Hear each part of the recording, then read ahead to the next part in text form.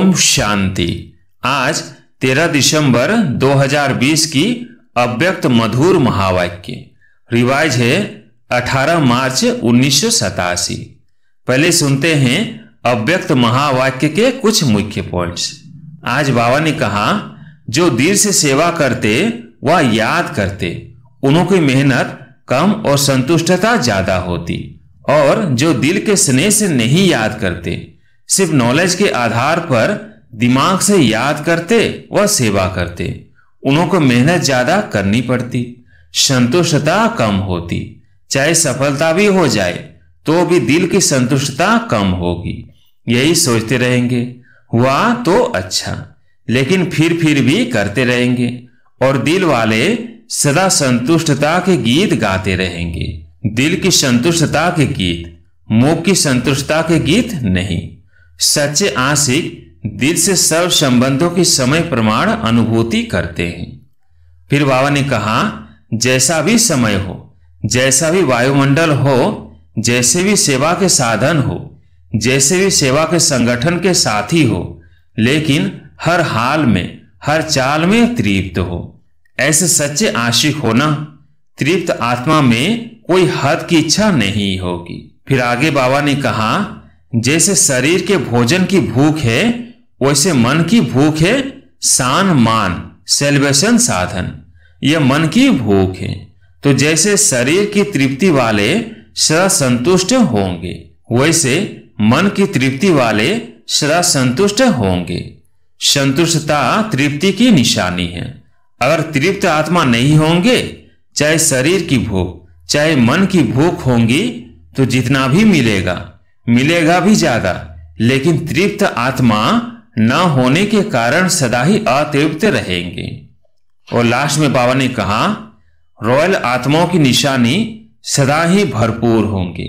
एक रोटी में भी तृप्त, तो 36 प्रकार के भोजन में भी तृप्त होंगे। और जो अतृप्त होंगे, वह 36 प्रकार के भोजन मिलते भी तृप्त नहीं होंगे, क्योंकि मन की भूख है।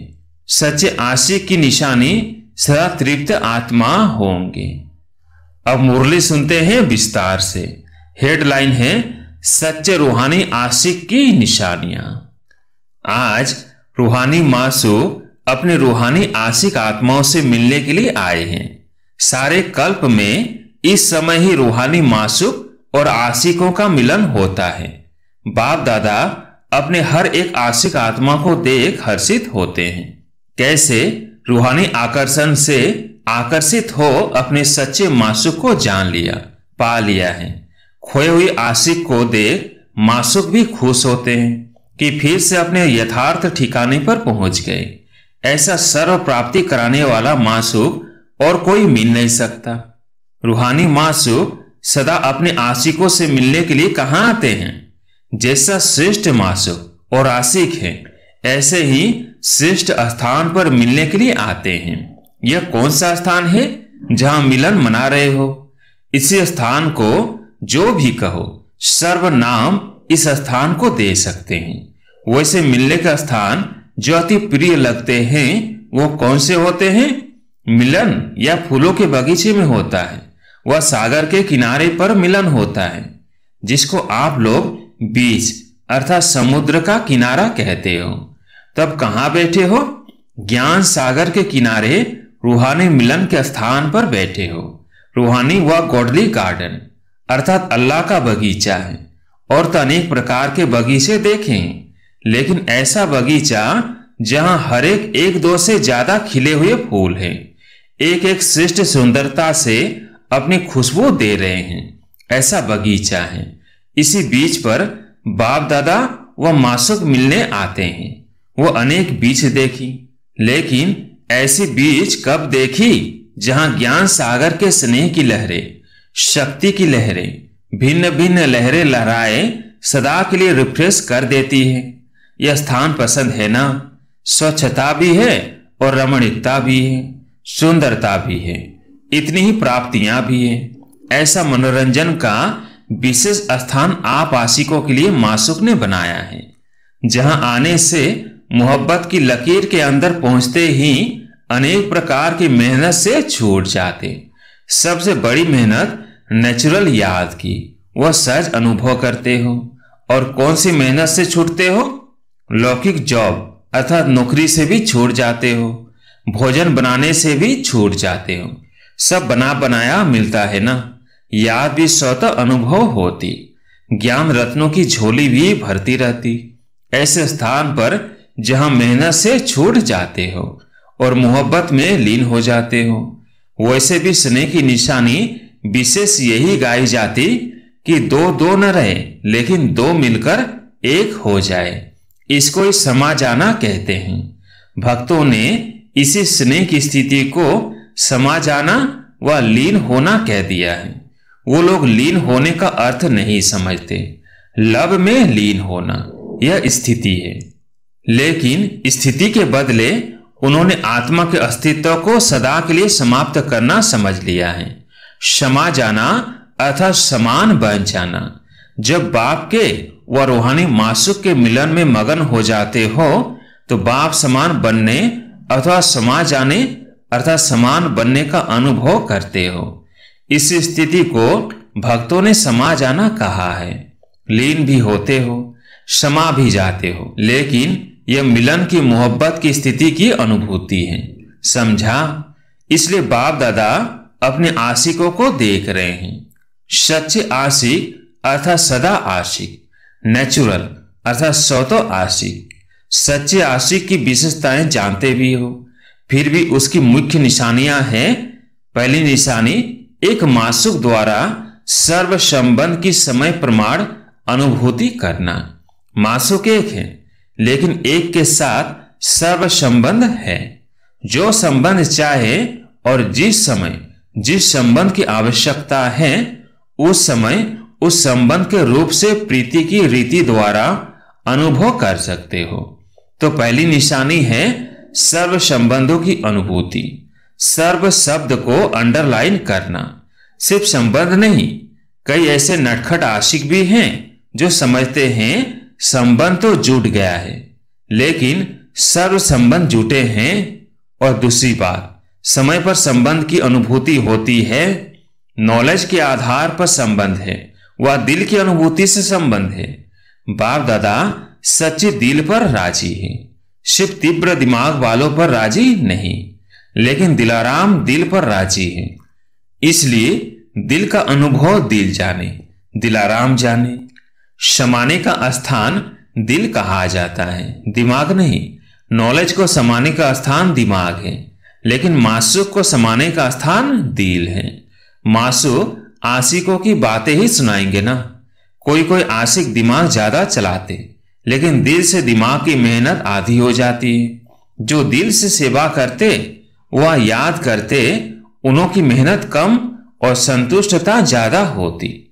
और जो दिल के स्नेह से नहीं याद करते, सिर्फ नॉलेज के आधार पर दिमाग से याद करते, वह सेवा करते, उन्हों को मेहनत ज्यादा करनी पड़ती, संतुष्टता कम होती। चाहे सफलता भी हो जाए तो भी दिल की संतुष्टता कम होगी। यही सोचते रहेंगे हुआ तो अच्छा, लेकिन फिर भी करते रहेंगे। और दिल वाले सदा संतुष्टता के गीत गाते रहेंगे। दिल की संतुष्टता के गीत, मुख की संतुष्टता के गीत नहीं। सच्चे आशिक दिल से सर्व संबंधों की समय प्रमाण अनुभूति करते हैं। दूसरी निशानी, सच्चे आशिक हर परिस्थिति में, हर कर्म में सदा प्राप्ति की खुशी में होंगे। एक है अनुभूति, दूसरी है उससे प्राप्ति। कई अनुभूति भी करते हैं कि हाँ मेरा बाप भी है, साजन भी है, बच्चा भी है, लेकिन प्राप्ति जितनी चाहते उतनी नहीं होती है। बाप है लेकिन वर्षे के प्राप्ति की खुशी नहीं रहती। अनुभूति के साथ सर्व संबंधों द्वारा प्राप्ति का भी अनुभव हो। जैसे बाप के संबंध द्वारा सदा वर्षे के प्राप्ति की महसूसता हो, भरपूरता हो। सदगुरु द्वारा सदा वरदानों से संपन्न स्थिति का व सदा संपन्न स्वरूप का अनुभव हो, तो प्राप्ति का अनुभव भी आवश्यक है। वह है संबंधों का अनुभव और यह है प्राप्तियों का अनुभव। कईयों को सर्व प्राप्तियों का अनुभव नहीं होता, मास्टर सर्वशक्तिमान है, लेकिन समय पर शक्तियों की प्राप्ति नहीं होती। प्राप्ति की अनुभूति नहीं तो प्राप्ति में भी कमी है, तो अनुभूति के साथ प्राप्ति स्वरूप भी बने। यह सच्चे आशिक की निशानी। तीसरी निशानी, जिस आशिक को अनुभूति है, प्राप्ति भी है, वो सदा तृप्त रहेंगे। किसी भी बात में अप्राप्त आत्मा नहीं लगेगी। तो तृप्ति ये आशिक की विशेषता है। जहां प्राप्ति है वहां तृप्ति जरूर है। अगर तृप्त नहीं तो अवश्य प्राप्ति में कमी है, और प्राप्ति नहीं तो सर्व संबंधों की अनुभूति में कमी है। तो 3 निशानियां हैं, अनुभूति, प्राप्ति और तृप्ति। सदा तृप्त आत्मा, जैसा भी समय हो, जैसा भी वायुमंडल हो, जैसे भी सेवा के साधन हो, जैसे भी सेवा के संगठन के साथी हो, लेकिन हर हाल में, हर चाल में तृप्त हो। ऐसे सच्चे आशिक होना। तृप्त आत्मा में कोई हद की इच्छा नहीं होगी। वैसे देखो तो तृप्त आत्मा बहुत माइनॉरिटी अर्थात थोड़ी रहती है। कोई न कोई बात में, चाहे मान की चाहे शान की, भूख होती है। भूख वाला कभी तृप्त नहीं होता। जिसका सदा पेट भरा हुआ होता वो तृप्त होता है। तो जैसे शरीर के भोजन की भूख है, वैसे मन की भूख है शान, मान, सेलिब्रेशन, साधन। यह मन की भूख है। तो जैसे शरीर की तृप्ति वाले सदा संतुष्ट होंगे, वैसे मन की तृप्ति वाले सदा संतुष्ट होंगे। संतुष्टता तृप्ति की निशानी है। अगर तृप्त आत्मा नहीं होंगे, चाहे शरीर की भूख चाहे मन की भूख होगी, तो जितना भी मिलेगा, मिलेगा भी ज्यादा, लेकिन तृप्त आत्मा न होने के कारण सदा ही अतृप्त रहेंगे। असंतुष्टता रहती है। जो रॉयल होते हैं वो थोड़े में तृप्त होते हैं। रॉयल आत्माओं की निशानी सदा ही भरपूर होंगे। एक रोटी में भी तृप्त तो 36 प्रकार के भोजन में भी तृप्त होंगे। और जो अतृप्त होंगे वो 36 प्रकार के भोजन मिलते भी तृप्त नहीं होंगे, क्योंकि मन की भूख है। सच्चे आशिक की निशानी सदा तृप्त आत्मा होंगे। तो तीनों ही निशानियां चेक करो। सदैव यह सोचो हम किसके आशिक हैं। जो सदा संपन्न है, ऐसे मासूक के आशिक हैं। तो संतुष्टता कभी नहीं छोड़ो। सेवा छोड़ दो, लेकिन संतुष्टता नहीं छोड़ो। जो सेवा असंतुष्ट बनावे वो सेवा सेवा नहीं। सेवा का अर्थ ही है मेवा देने वाली सेवा। तो सच्चे आशिक सर्व हद की चाहना से परे, सदा ही संपन्न और समान होंगे। आज आशिकों की कहानियां सुना रहे हैं। नाज नखरे भी बहुत करते हैं। मासूक भी देख देख मुस्कुराते रहते। नाज नखरे भल करो, लेकिन मासूक को मासूक समझ उसके सामने करो, दूसरे के सामने नहीं। भिन्न भिन्न हद के स्वभाव, संस्कार, नखरे और नाज करते हैं। जहां मेरा स्वभाव, मेरे संस्कार शब्द आता है, वहां भी नाज नखरे शुरू हो जाते हैं। बाप का स्वभाव सो मेरा स्वभाव हो। मेरा स्वभाव बाप के स्वभाव से भिन्न हो नहीं सकता। वो माया का स्वभाव है, पराया स्वभाव है। उसको मेरा कैसे कहेंगे? माया पराई है, अपनी नहीं है। बाप अपना है। मेरा स्वभाव अर्थात बाप का स्वभाव। माया के स्वभाव को मेरा कहना भी रॉन्ग है। मेरा शब्द ही फेरे में लाता है, अर्थात चक्र में लाता है। आशिक मासूक के आगे ऐसे नाज नखरे भी दिखाते हैं। जो बाप का सो मेरा, हर बात में भक्ति में भी यही करते हैं। जो तेरा सो मेरा, और मेरा कुछ नहीं। लेकिन जो तेरा सो मेरा, जो बाप का संकल्प वो मेरा संकल्प। सेवा के पाठ बजाने के बाप के संस्कार, स्वभाव वो मेरे। तो इससे क्या होगा? हद का मेरा तेरा हो जाएगा। तेरा सो मेरा, अलग मेरा नहीं। जो भी बाप से भिन्न है वो मेरा है ही नहीं, वो माया का फेरा है। इसलिए इस हद के नाज नखरे से निकल रूहानी नाज, मैं तेरी और तू मेरा, भिन्न भिन्न संबंध की अनुभूति के रूहानी नखरे भल करो। परंतु या नहीं करो। संबंध निभाने में भी रूहानी नखरे का कर सकते हो। मोहब्बत की प्रीत के नखरे अच्छे होते हैं। कब सखा के संबंध से मोहब्बत के नखरे का अनुभव करो। वह नखरा नहीं लेकिन निरालापन है। स्नेह के नखरे प्यारे होते हैं। जैसे छोटे बच्चे बहुत स्नेही और प्योर अर्थात पवित्र होने के कारण उनके नखरे सबको अच्छे लगते हैं। शुद्धता और पवित्रता होती है बच्चों में, और बड़ा कोई नखरा करे तो बुरा माना जाता। तो बाप से भिन्न भिन्न संबंध के, स्नेह के, पवित्रता के नाज नखरे भल करो। अगर करना ही है तो सदा हाथ और साथ ही सच्चे आशिक मासूक की निशानी है। साथ और हाथ नहीं छूटे, सदा बुद्धि का साथ हो और बाप के हर काज में सहयोग का हाथ हो।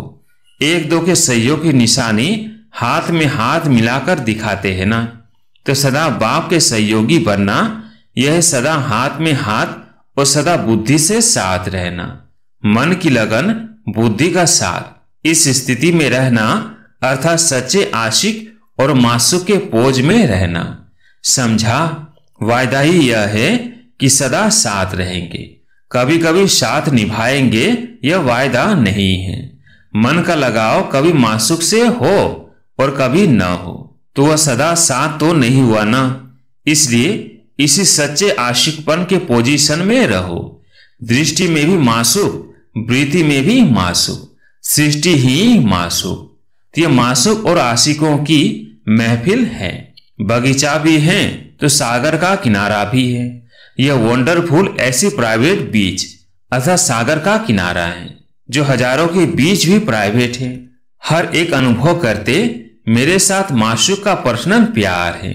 हर एक को पर्सनल प्यार की फीलिंग प्राप्त होना, यही वंडरफुल मासूक और आशिक है एक मासूक लेकिन है सबका। सभी का अधिकार सबसे ज्यादा है। हर एक का अधिकार है। अधिकार में नंबर नहीं है। अधिकार प्राप्त करने में नंबर हो जाते हैं। सदा ये स्मृति रखो कि गॉडली गार्डन में हाथ और साथ दे चल रहे हैं या बैठे हैं। रूहानी बीच पर हाथ और साथ दे मौज मना रहे हैं तो सदा ही मनोरंजन में रहेंगे, सदा खुश रहेंगे, सदा संपन्न रहेंगे। अच्छा, यह डबल विदेशी भी डबल लक्की है। अच्छा है जो अब तक पहुंच गए। आगे चल क्या परिवर्तन होता है वह तो ड्रामा, लेकिन डबल लक्की हो जो समय प्रमाण पहुंच गए हो।